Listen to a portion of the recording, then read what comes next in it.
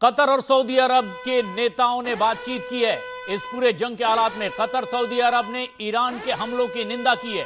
Saudi अरब और Qatar ने निंदा की है आपस में बातचीत करके।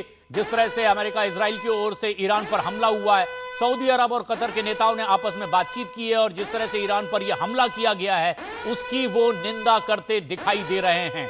लेकिन इसके परिणाम क्या होंगे, इनकी किस पक्ष में और कैसी भूमिका होगी, इसे लेकर भी अब चिंतन चल रहा है। ईरान के हमलों की निंदा कर रही है कतर और सऊदी अरब ने तुरंत बातचीत की मांग की है कि बातचीत के जरिए सिचुएशन को हैंडल किया जाए।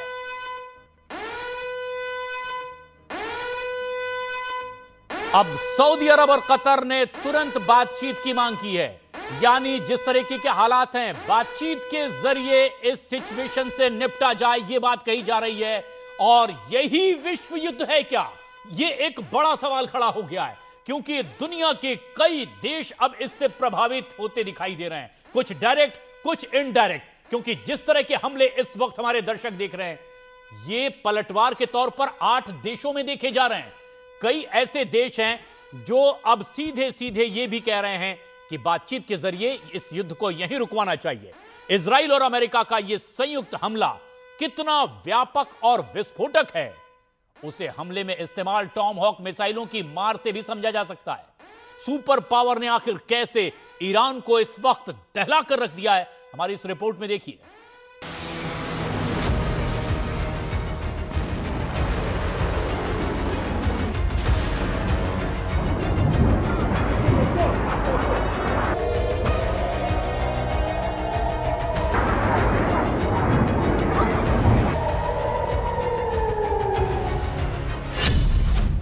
दिन दहाड़े ईरान पर तूफानी हमला, 30 जगहों पर हवाई हमले।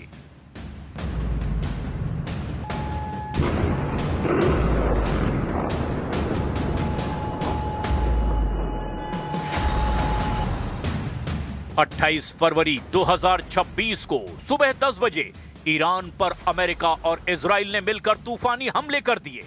ईरान की राजधानी तेहरान में भीषण धमाके हुए हैं। ईरान में लगभग 30 जगहों पर हमले हुए। हमलों का मुख्य टारगेट ईरान की टॉप लीडरशिप, मिसाइल अड्डे और परमाणु ठिकानों को बताया गया।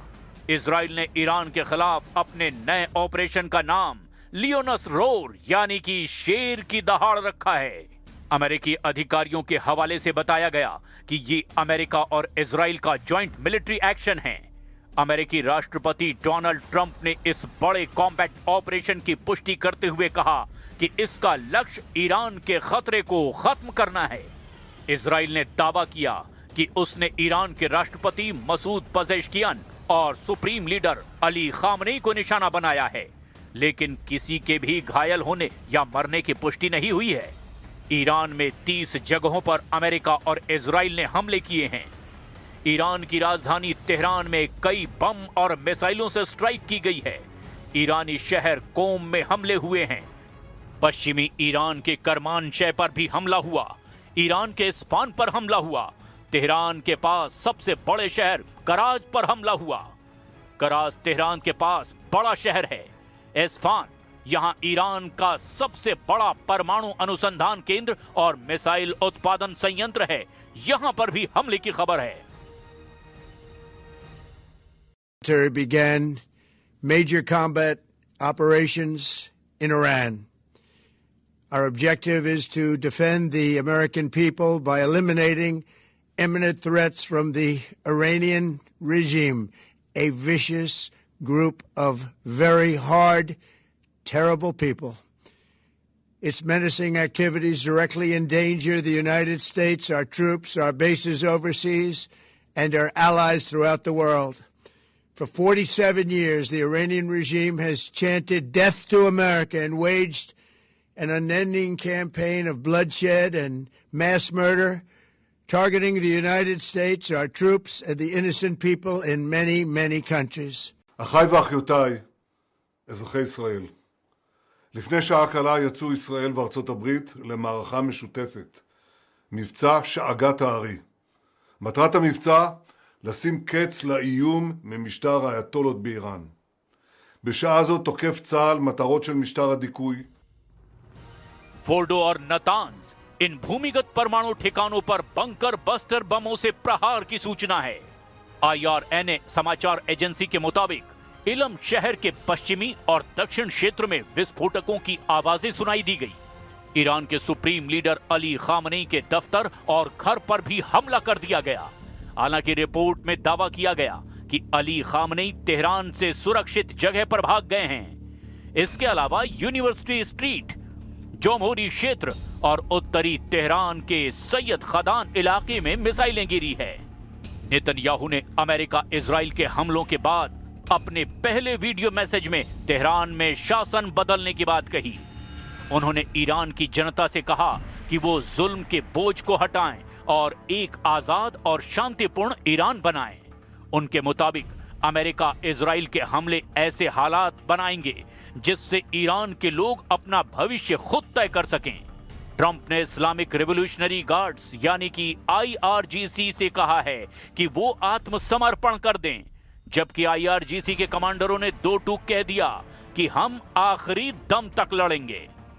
परमाणु ठिकाने फोर्डो, नतान्ज और इस्फान के परमाणु केंद्रों पर भी भारी प्रहार किया गया है ताकि ईरान की यूरेनियम संवर्धन क्षमता को खत्म किया जा सके। सैन्य मुख्यालय, ईरान के रिवॉल्यूशनरी गार्ड्स यानी IRGC के मुख्यालयों और मिसाइल डिपो को निशाना बनाया गया।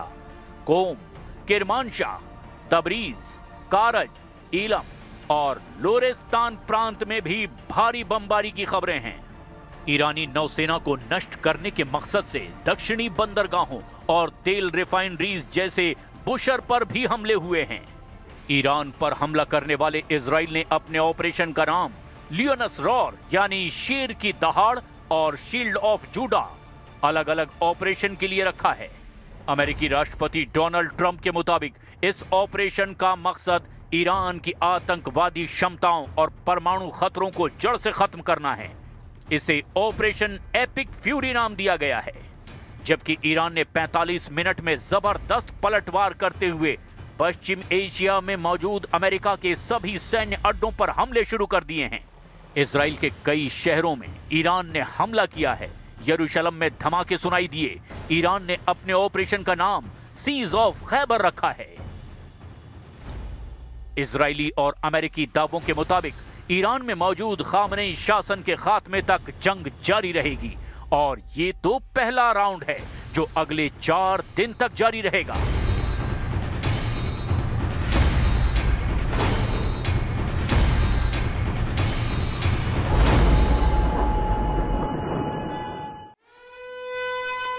और रूस भी अब इस जंग में कूद चुका है। रूस के विदेश मंत्री ने ईरान से बातचीत की है और इस पूरे मामले पर उन्होंने कहा है कि इस पर अंतर्राष्ट्रीय स्तर पर चर्चा हो, यानी UNSC में इसको ले जाने की बात कही है। UNSC में रूस ने ईरान को समर्थन का भरोसा भी दिया है, यानी रूस अब इनडायरेक्टली इसमें इन्वॉल्व होता हुआ दिखाई देने लगा है। हालांकि इससे पहले ही इस तरह की बात रूस की ओर से, चीन की ओर से जरूर कही जा रही थी, लेकिन अब शैलेन मांगू हमारे सहयोगी हमसे सीधे जुड़ रहे हैं। शैलेन, रूस के विदेश मंत्री का यह बयान इस जंग के हालात में किस तरीके की भूमिका निभा सकता है?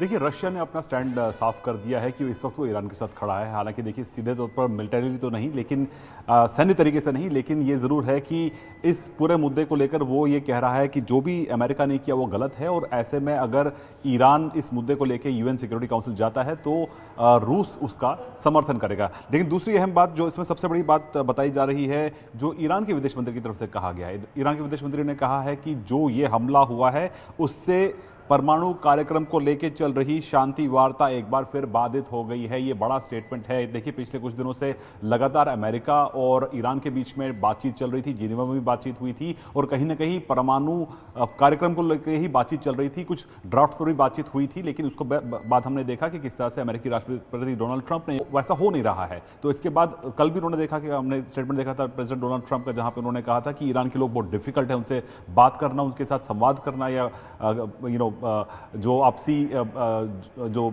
सहमति पर आना वो एक बड़ा चैलेंज रहा है। तो ऐसे में अब ये इसको ऐसे देखा जाना चाहिए कि जो बातचीत चल रही थी वो तो फिलहाल बाधित हो गई है, वो फिलहाल नहीं होगी। लेकिन ऐसे में ये जरूर है कि आने वाले दिनों के अंदर यूएनएससी में इस मुद्दे पर चर्चा हो सकती है, लेकिन ये जंग फिलहाल रुकने वाली नहीं है। जो ताज़ा अपडेट्स आ रही है उसके मुताबिक भी ईरान की तरफ से कहा गया है कि जो अमेरिका फर्स्ट, ये अब से कुछ देर पहले अमेरिका माफ कीजिए ईरान के विदेश मंत्री ने ट्वीट किया अरागची ने, जहां पर उन्होंने कहा है कि हमेशा ये प्रेसिडेंट ट्रंप कहते आ रहे हैं अमेरिका फर्स्ट, लेकिन यहां पर Israel first and America last हो गया है। और ऐसे में वो हर उस हरकत का जवाब देंगे जो कि इजराइल और ईरान की तरफ से, इजराइल और अमेरिका की तरफ से ईरान पर थोपा जाएगा। तो शैलेंद्र, आप ये कह रहे हैं कि यूएनएससी में इस पर बातचीत होनी चाहिए। कर्नल दानवीर, तो बातचीत होनी चाहिए तो यूएनएससी में बातचीत हो जाएगी। इससे ज्यादा की कोई उम्मीद अब ईरान को और करनी चाहिए रूस और चीन की ओर से? दर्शक ये समझना चाहते हैं कि भाई उसके साथी हैं, उसे वो पूरी मदद कर देंगे, यानी उनके हथियार आ जाएंगे इस मैदान में। क्या ऐसी कोई सूरत बनेगी? ऐसा कुछ नहीं होगा। अगर आपको याद हो, हाँ। जब रूस ने यूक्रेन पर हमला किया था तो क्या यूएनएससी की बैठक हुई थी? क्या उसके ऊपर कुछ निर्णय लिए गए थे? उन निर्णयों का रूस पे ऊपर क्या फर्क पड़ा था? पूरी दुनिया उस समय कहां खड़ी थी? कौन से ताकतवर मुल्क एक तरफ थे और कौन से दूसरी तरफ थे? तो क्या हुआ था? तो ये बात बड़ी गंभीरता से इसके ऊपर विचार करना चाहिए सारे लोगों को कि इस पे क्या होगा। अपने आप आपको आंसर मिल जाएगा। बिल्कुल। तो लेकिन ये सब भी जरूरी है। इससे आपको दुनिया के अलग अलग ध्रुवों के बारे में पता चलता है कि किस तरीके से दुनिया एक ही मुद्दे के ऊपर अलग अलग बटी हुई है। लेकिन कर्नल दानवीर, क्या ये जिस तरीके का जेस्चर आया रूस की ओर से, चीन की ओर से, क्या इनकी भूमिका इससे ज्यादा बड़ी अब कुछ हो भी सकती है? ऐसी कोई उम्मीद आप कर रहे हैं या उनकी भूमिका पूरी हो चुकी है, उन्होंने अपना रोल निभा दिया? नहीं, ऐसा नहीं है। वो लॉजिस्टिक सपोर्ट इरानियन रजीम को देंगे। और लेकिन वो किस हद तक दे पाएंगे और किस जरिए से देंगे, ये एक बहुत बड़ा सवाल है। क्योंकि आप एयर स्पेस का इस्तेमाल नहीं कर सकते, आप सी रूट से नहीं जा सकते। तो क्या जो लैंड बॉर्डर्स अवेलेबल हैं कैस्पियन सी के पास, क्या उनका इस्तेमाल करेंगे? और अगर उनका इस्तेमाल करेंगे तो क्या वो निशाने पे आएंगे once they enter into Iran? तो all these factors are there. तो इतना आसान भी नहीं होगा। लेकिन हाँ, हल्लाशेरी और मॉरल सपोर्ट के पॉइंट ऑफ व्यू से देखा जाए तो इरानियन रजीम को बड़ी अच्छी बातें जरूर लग रही होंगी। और इसको और समझने के लिए आप सीरिया में चले जाइए। असद की फोर्सेस का पूरा सपोर्ट था रशियंस का। क्या हुआ? बिल्कुल। तो वो बातचीत होती है, सपोर्ट की बात कीजिए।